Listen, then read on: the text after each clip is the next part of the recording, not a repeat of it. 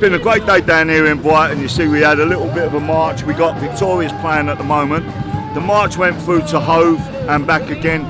Basically, we're trying to still wake people up. We still think that there's a chance to save people. We do this every weekend. We're in a different town every weekend.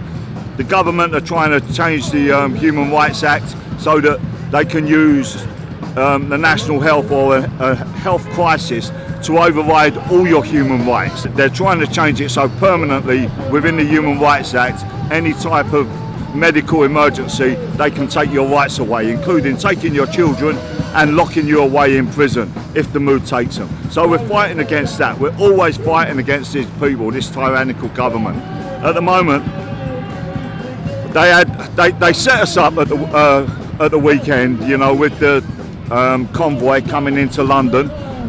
I met the convoy up on the M25. Well, I missed them actually, but I was there trying to find them.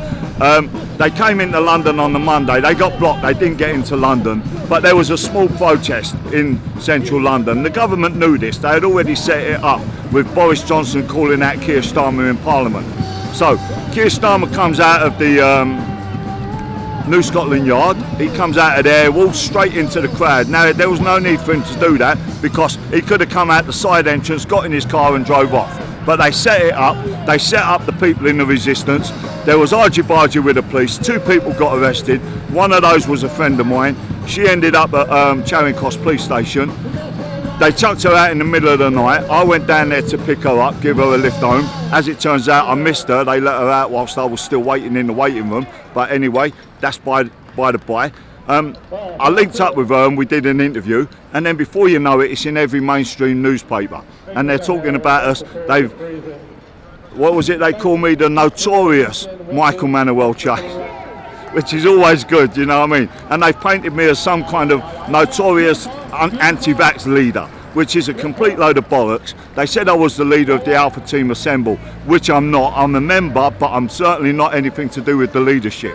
I only have one channel, Mad Mix Conspiracies. So I'm not a leader or anything like that. I just do my channel, I speak to my mobile phone and I upload it on Telegram. Now, they've painted me to be some kind of villain. I ended up losing my home because of it, but thanks to the resistance, thanks to all the great people in the resistance, I've got a new home. So it's all good.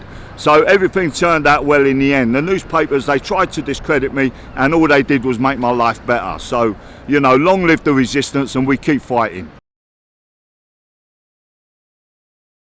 The next step, you know, I honestly don't know. We do this every week. I don't know. I think we take it to hospitals. So I think that we take our protests, our yellow boards outside the hospitals. We stand there and we bring it to the attention of the people that work there, the people that are going in there, that we know what's happening in the NHS. This is the problem that we've got.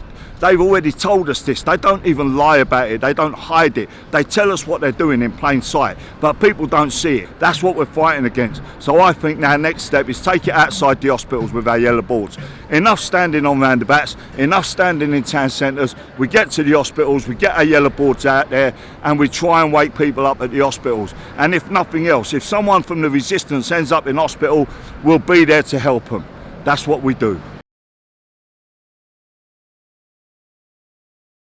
If they manage to get all those restrictions overturned, then that's a great victory for the resistance. The people in Canada have finally had to stand up and say, no, enough is enough. We need that worldwide. We need people to stand up and say enough is enough. Canada's leading the way, but unfortunately, over here in the UK, we don't have any restrictions. People in the UK think it's all over, but it's not over. So this doesn't end now. This is not over, guys. This goes on, and we carry on fighting. There's thousands of us, there's millions of us in the resistance, and we carry on fighting until we win this, until we bring people to justice.